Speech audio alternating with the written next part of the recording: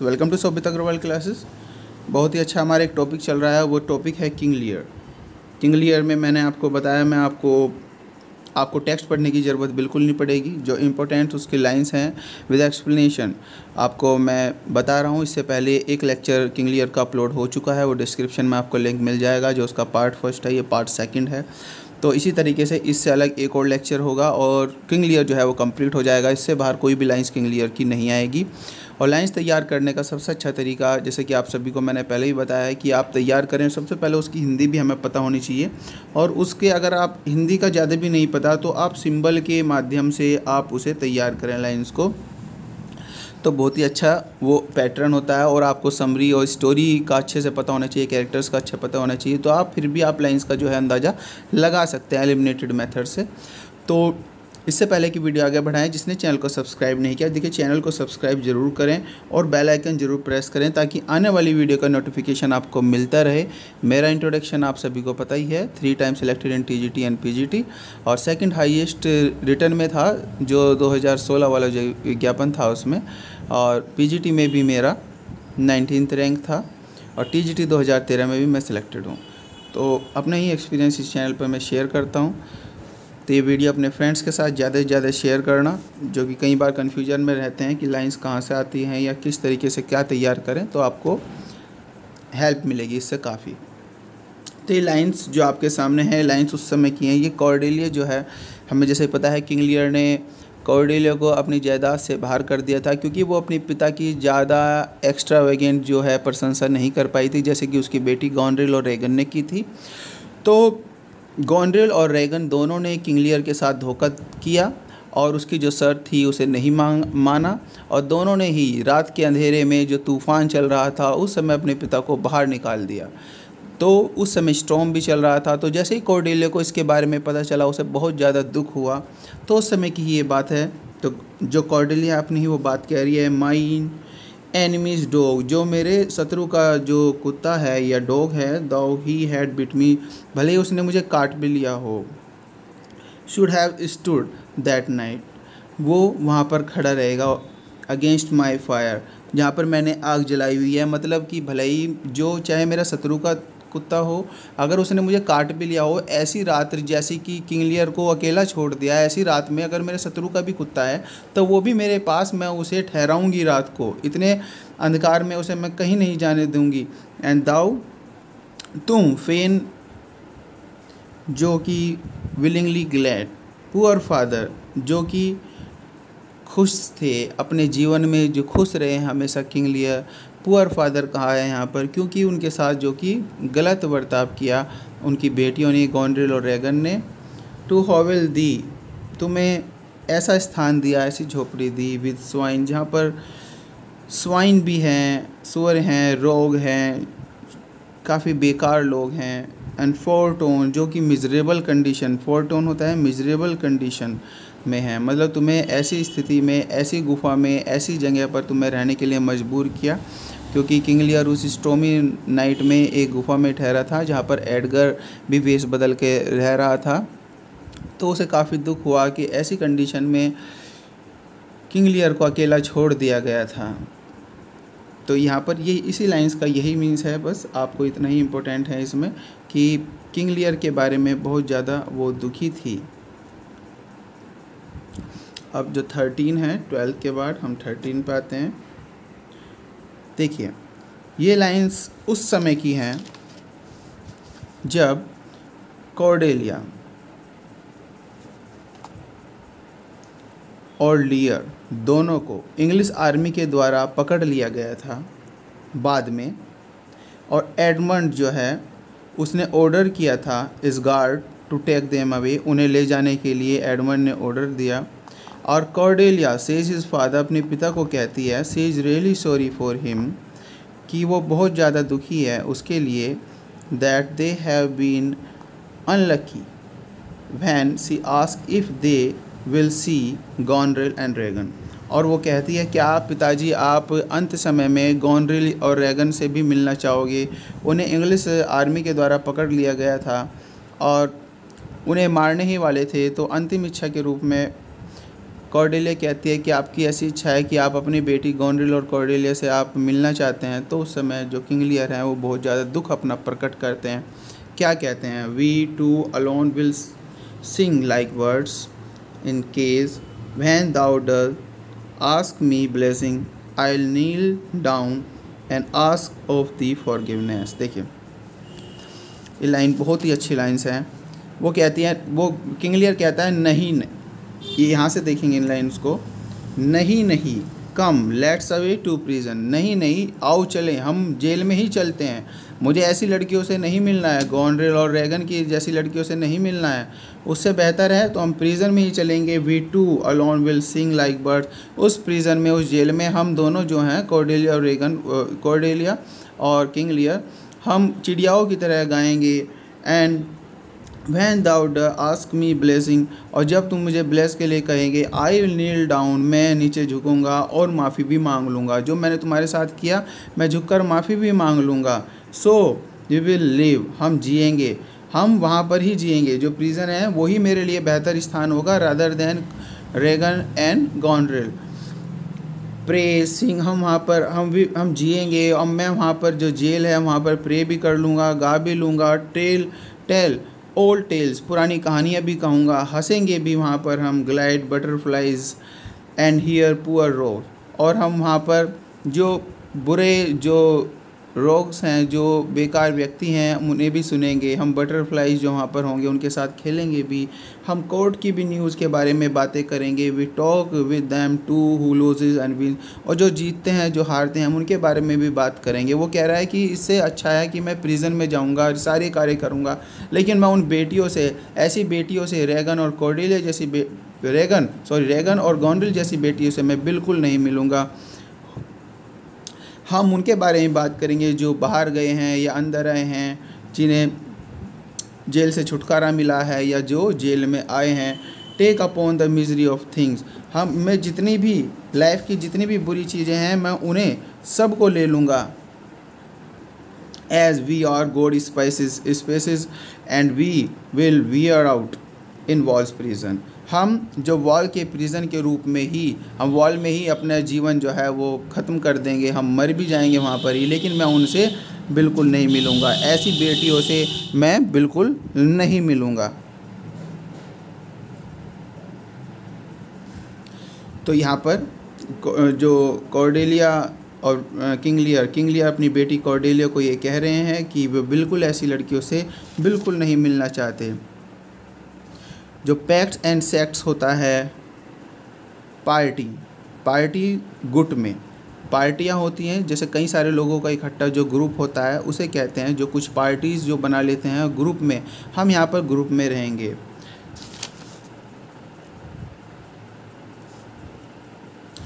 तो उन्होंने अपने बारे में यही बात कही कि वो बिल्कुल भी ऐसी लड़कियों से बिल्कुल नहीं मिलेंगे।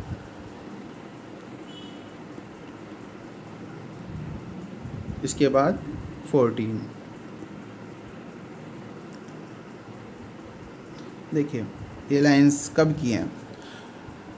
Gods are just and of our pleasant voice make instrument to plague us the dark vicious place where the begot cost him eyes. देखिए ये लाइन्स उस समय की हैं जब एडगर और एडमंड की लड़ाई हुई थी, और जो एडगर है वो वाउंड कर देता है एडमंड को, मॉर्टली वाउंड कर देता है। जब एडमंड मरने ही वाला था तो वो एडमंड अपने भाई जो एडगर है उसे उसकी आइडेंटिटी के बारे में नहीं पता था कि वो एडगर, क्योंकि वो उसने अपना वेश जो है बदला हुआ था, तो एडगर अपनी आइडेंटिटी जो है वो बताता है कि वह कौन है, और इस समय वो एक फ़िलोसफिकल टॉक भी उसके साथ करता है। एडगर और एडमंड के बीच में बात होती है, और अंत समय में एडगर और एडमंड जो है वो एक दूसरे को माफ़ भी कर देते हैं।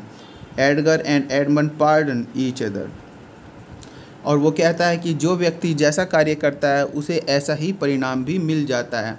गॉड्स आर जस्ट, जो ईश्वर होते हैं वो जस्ट हैं, वो न्यायपूर्ण, अपने हमेशा न्याय करते हैं व्यक्तियों के साथ। एंड और pleasant voices make instrument to plague us, जो हम बुरे कार्य करते हैं make instrument to plague us, वो वापस हमारे पास आ जाते हैं। अगर हम कुछ बुरा करेंगे तो वो बुरे ही कार्य हमारे पास वापस आते हैं, हमारे साथ बुरा होता है। अच्छा करेंगे तो अच्छा मिलेगा। जैसा व्यक्ति बोएगा ऐसा ही व्यक्ति काटेगा। तो एडगर ये बातें कह रहा है, the dark vicious place where thee be got, thee का मतलब है तुम, इस नर्क वाले स्थान पर जहाँ पर तुम पहुँचोगे, जहाँ पर तुम जा रहे हो। और कोस्ट हिम आइज, हिज का मीन्स है यहाँ पर जो उसके पिता है ग्लॉसेस्टर। ग्लॉसेस्टर की आँख जो है निकाल दी गई थी कॉर्नवेल के द्वारा। उसने कहा कि तुमने गलत किया तो तुम अब मारे जाओगे और तुम बेकार एक नर्कपूर्ण स्थान पे जाओगे। और मेरे पिता ने चूँकि अडल्ट्रियस संबंध, एक्स्ट्रा मैरिटल रिलेशनशिप बनाए थे और जिससे कि तुम पैदा हुए थे एडमंड, तो उन्हें उसका परिणाम क्या मिला? उन्हें परिणाम मिला कि उनकी आंखें जो हैं वो चली गई।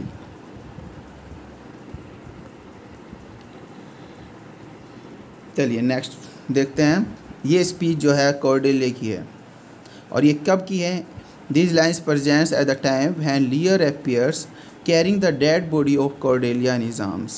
जब कॉर्डेलिया की डेड बॉडी को लियर्स अपने हाथों में ले रहे थे तो उस समय की ये बात है, किंग लियर की ये उस समय की ये बात है। These lines presents at the time when Lear appears carrying the dead body of Cordelia in arms। तो जब डेड बॉडी कॉर्डेलिया की अपने हाथों में ले रहे थे लियर, तो उस समय की ये बात है।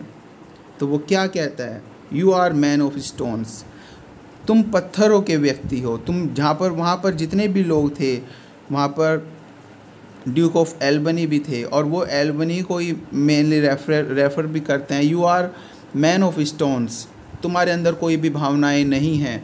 Had I your tongue and eyes, I use them so that heaven vault should crack. She is gone for ever, I know when one is dead and one is live. ये बहुत ही अच्छी लाइन है। अगर मेरे पास तुम्हारी जैसी टंग या eyes होती, मैं उनका यूज़ करता और उन्हें अच्छी तरीके से यूज़ करता और ऐसी परिस्थितियां ना क्रिएट होने देता जो कि आज मेरे साथ क्रिएट हो रही हैं।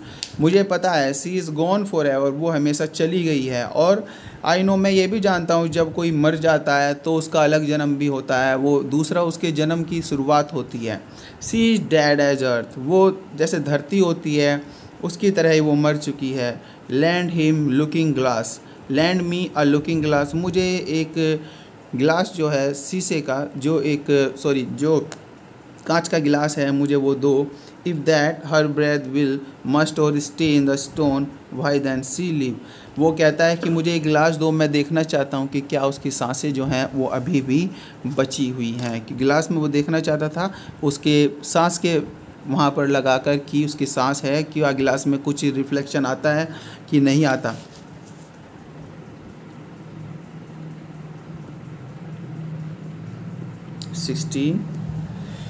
ये जो लाइन्स हैं ये कैंट की हैं। कैंट एडगर को कहता है, at the end of the play when Cordelia has been hanged and Lear became mad he also died. देखिए, जब कॉर्डेलिया को हैंग कर दिया गया था, लटका दिया गया था फांसी पर, और लियर भी मैड हो गए थे और फिर दिमागी रूप से परेशान होने के बाद वो मर गए थे। तो उस समय की ये बात है। कैंट एडगर को क्या कहता है? वैक्स नॉट हिज गोस्ट, उसका जो भूत है, किंग लियर का जो भूत है या जो उसकी आत्मा है, उसे परेशान ना करो।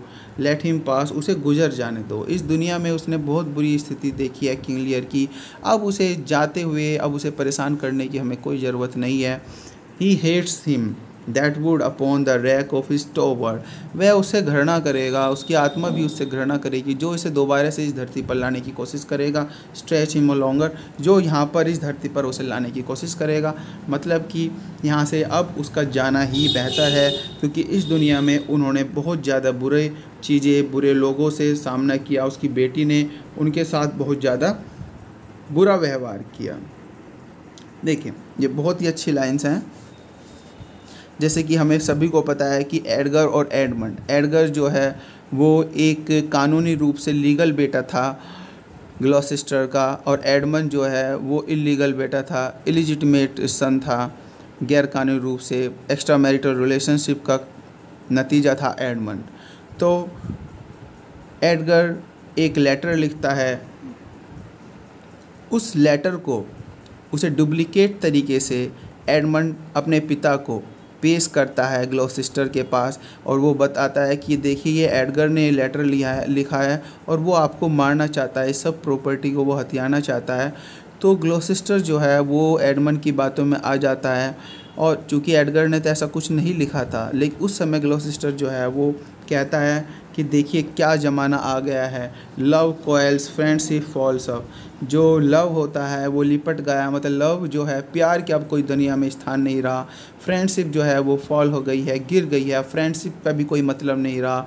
Divided in cities mutinies, in country discord, in places treasons. जो कंट्रीज़ हैं वो अलग अलग स्थानों में बट गई हैं और जो राजद्रोह की बातें अब आम हो गई हैं। बॉन्ड्स जो हैं, जो लोगों के बीच में संबंध रहते हैं, जो बॉन्ड्स होते हैं वे टूट गए हैं between sons and father, bonds cracked between son and father. जो पिता और बेटे के बीच में जो संबंध होता है, पवित्र रिश्ता होता है, अब उसका कोई मतलब नहीं रह गया, वो टूट गया है। क्योंकि वो उम्मीद नहीं कर रहा था एडगर उसके साथ ऐसा करेगा। हालांकि वो एक लेटर फोर्स्ड था, वो लेटर बिल्कुल गलत तरीके से पेश किया गया था एडमंड के द्वारा। Villain of mine comes under prediction, there is son against father. अब एक बेटा भी एक पिता के सामने खड़ा हो जाएगा, kings falls bias of nature. और राजा भी जो है वो भी पक्षपातपूर्ण निर्णय जो है अब लेने लगेंगे। इस तरीके से वो कहता है कि दुनिया जो है बिल्कुल बदल गई है। उसे बहुत ज़्यादा दुख होता है इस बात को सुनकर। नेक्स्ट लाइन देखते हैं।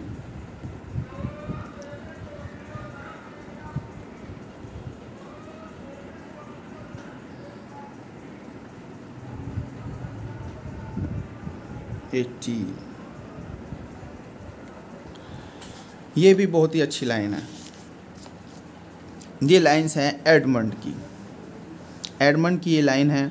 ग्लॉसेस्टर जो है अभी हम देख रहे थे, ग्लॉसेस्टर जो है वो लामेंट कर रहा है दुख प्रकट कर रहा है क्योंकि उसके बेटे ने उसके साथ अकॉर्डिंग टू हिम की धोखा दिया है उसे। तो इस समय जो एडमंड है वो देख रहा है कि देखिए ग्लॉसेस्टर जो है किस तरीके के बहाने बना रहा है और जिसमें कि उसने खुद ही गलत काम किए हुए हैं और ऐसा तो होना ही है उसके साथ। तो देखें, this is an excellent foppery of the world that when we are sick in fortune often surfeit of our own behaviour. देखिए दुनिया का कैसा अलग सा निराला अंदाज है जब हम अपने फॉर्च्यून में रहते हैं, जब हमारे साथ परिस्थितियाँ हमारे अनुकूल होती हैं तो हम कहते हैं कि हमारे ओन बिहेवियर के अकॉर्डिंग हो रहा है, हमारे खुद के बिहेवियर का अकॉर्डिंग हो रहा है।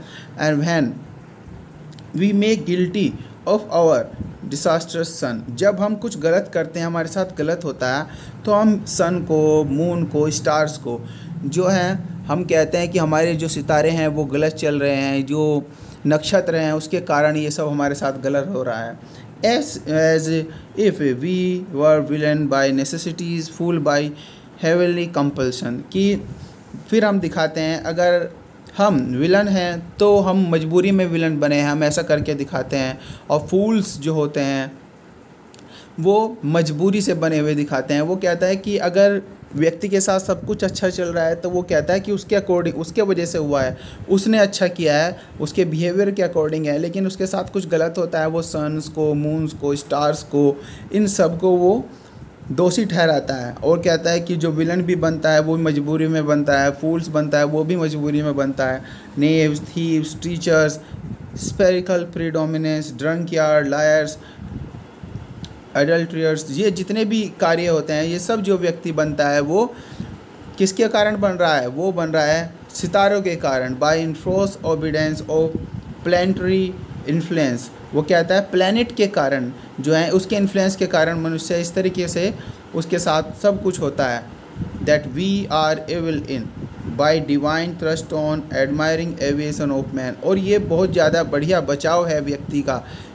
क्या बचाव है कि अगर उसके साथ कुछ गलत हो रहा है या कुछ वो गलत कर रहा है तो वो कहता है कि जो हो रहा है हमारी किस्मत की वजह से हो रहा है। तो वो यही कह रहा है कि ग्लॉसेस्टर इस समय बहुत ज़्यादा लामेंट कर रहा है। वो कह रहा है कि ये सब मेरे सितारों का ही खेल है कि मेरा बेटा जो है मेरे खिलाफ़ हो गया है, इस तरीके से मेरे साथ हो रहा है। लेकिन उसने खुद भी गलत कार्य किए हैं, उसे वो नहीं कहना, क्योंकि उसके गलत कार्य की वजह से उसके साथ जो ये कुछ हो रहा है उसके गलत कार्यों की वजह से हो रहा है।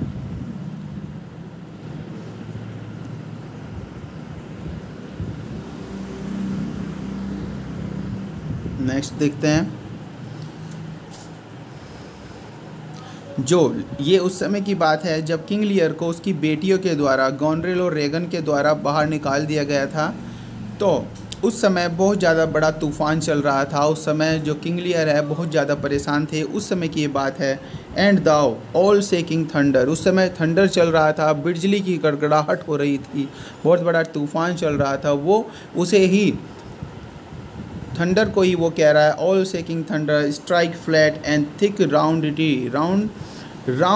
डिटी होता है फुलनेस ऑफ द वर्ड। तुम पूरे तेज़ी से इस समय चल रहे हो। All shaking thunder crack nature's mould all germs स्पिलटेट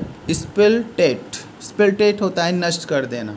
that makes इनग्रेटफुल man, वो कह रहा है नेचर तुम इस तरीके से अब इस समय पूरी अपने फ्लो पर हो, और जो इस समय थंडर है वो भी अपने फुल फ्लो पे है। तो वो कह रहा है कि क्रैक नेचर्स मोल्ड, कि वो जितने भी जर्म्स हैं या जितने भी वो जेनेटिक ट्रैक्ट्स हैं जो व्यक्ति के या जितने भी औरतों में इस समय जो गर्भवती हैं, तो अगर उनके पास व्यक्ति या उनके जो बेटे या बच्चे जब होने वाले हैं अगर वो इनग्रेटफुल होते हैं तो उन्हें नष्ट ही कर देना चाहिए। मतलब जो अगर गलत संतान पैदा होने से बेहतर है कि उसे जो नेचर है वो पहले ही समाप्त कर दे। तो वो थंडर कह रहा है कि आप इतनी, इस थंडर को वो कह रहा है कि इतनी पावर से तुम्हें इसमें गड़गड़ाना चाहिए, अपनी राउंडिटी जो फुलनेस होनी चाहिए कि जितने भी जो इनग्रेटफुल जो मैन हैं जो आने वाले हैं उन सब का जो है विनाश हो जाए। 20 but yet I call you, अब वो थंडर को ही कह रहा है क्योंकि इस समय किंग लियर बहुत ज़्यादा परेशान था। और कॉल यू सर्विस मिनिस्टर, मैं तुम्हें कहता हूँ, थंडर को कह रहा है। सर्विस मिनिस्टर वो कह रहा है that have with 2 pernicious daughter, मैं तुम्हें कह रहा हूँ। अब वो किंग लियर कह रहा है उस थंडर को ही कि उसे सर्विस मिनिस्टर कह रहा है। वो किसे कह रहा है कि वो जो अब तुम इतने गड़गड़ा रहे हो, मुझे इतना परेशान कर रहे हो, इस निर्दोष, इस गरीब और इस कमज़ोर से राजा को तुम इतना परेशान कर रहे हो, किसके इशारों पर कर रहे हो? 2 परनीशियस डॉटर, 2 दुष्ट बेटियों के इशारे पर तुम इसे कार्य कर रहे हो। Yon high engender battle against joint head, तुम बैटल लड़ाई लड़ रहे हो इस जॉइंट हेड, इस सिर के खिलाफ। सो ओल्ड वाइट एज, जितना जो कि इतना पुराना और इतना बूढ़ा है। मतलब वो कह रहा है कि जो थंडर है वो भी इस समय उनकी बेटियों की ही मदद कर रहा है।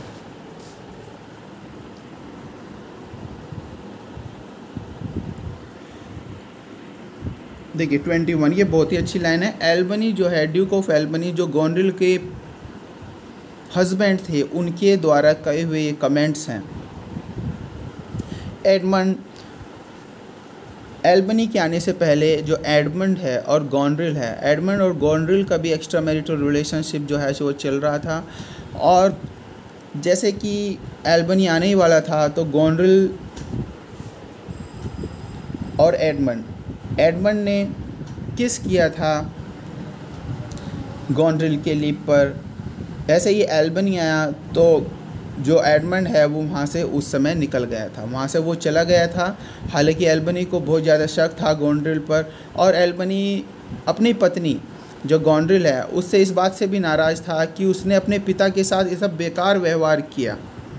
तो वो इस समय क्या कह रहा है, were it my fitness to let these hand obey my blood, अगर ये मेरे हाथों में होता, लेट दीज हैंड जो मेरे हाथ हैं, अगर मैं इनकी ये मेरे इच्छाओं में होते, यदि ये मेरे हाथों में होता, they are apt enough to dislocate and tear they flash and bones, ये तुम्हारे जो फ्लैश एंड बोन्स हैं, जो तुम्हारी हड्डी और मांस का जो तुम्हारे शरीर का ढांचा है, इसे चीर देते।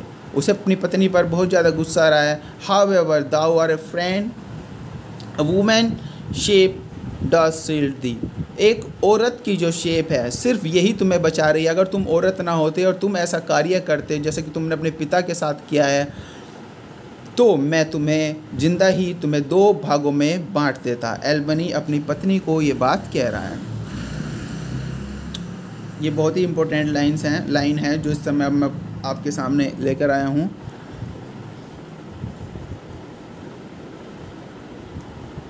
देखिए, एक मैसेंजर है, वो आता है न्यूज़ के साथ। क्या न्यूज़ लेके आता है कि क्रॉमवेल जो है, क्रॉमवेल रेगन का पति, उसके खुद के सर्वेंट के द्वारा मार दिया गया है। क्रॉमवेल को मार दिया गया था सर्वेंट के द्वारा। और किस समय वो मारा गया था? जब वो ग्लॉसेस्टर, जो अर्ल ऑफ ग्लॉसेस्टर है, उसकी आंखें निकाल रहा था। तो ये लाइंस बहुत ही अच्छी लाइंस हैं। और ड्यूक ऑफ एल्बनी के पास जब मैसेंजर ये न्यूज़ लेकर आता है तो उस समय एल्बनी कहता है, this so you are above. You के लिए यूज है गॉड के लिए। You justice that these are neither crimes so speedy can venge. ये हमें देखना है, सो स्पीडली कैन वेंज, कि भगवान तुम ऊपर हो, निश्चित रूप से ऊपर हो। जैसे ही ग्लॉसेस्टर की आँख क्रॉमवेल ने निकाली, जैसे ही तभी क्रॉमवेल के जो नौकर है उसने भी क्रॉमवेल को मार दिया। मतलब एक हाथ दे एक हाथ ले, जैसा ही कर्म किया ऐसा ही उसे फल मिल गया। इतना स्पीडली जो वेंज है, प्रतिशोध जो ईश्वर ने लिया, ये बहुत ही बड़ा देखने लायक ये प्रतिशोध है। तो आज का जो लेक्चर है यहाँ पर समाप्त होता है। एक वीडियो और इसकी अपलोड होगी, फिर जो किंग लियर के इम्पोर्टेंट जो लाइंस हैं वे सब कंप्लीट हो जाएंगी। आई होप वीडियो आपने एंजॉय की होगी। जिसने चैनल को सब्सक्राइब नहीं किया, चैनल को सब्सक्राइब जरूर करें और बेल आइकन जरूर प्रेस करें ताकि आने वाली वीडियो का नोटिफिकेशन मिलता रहे। और अपने फ्रेंड्स के साथ जरूर शेयर करें। Thank you, bye bye.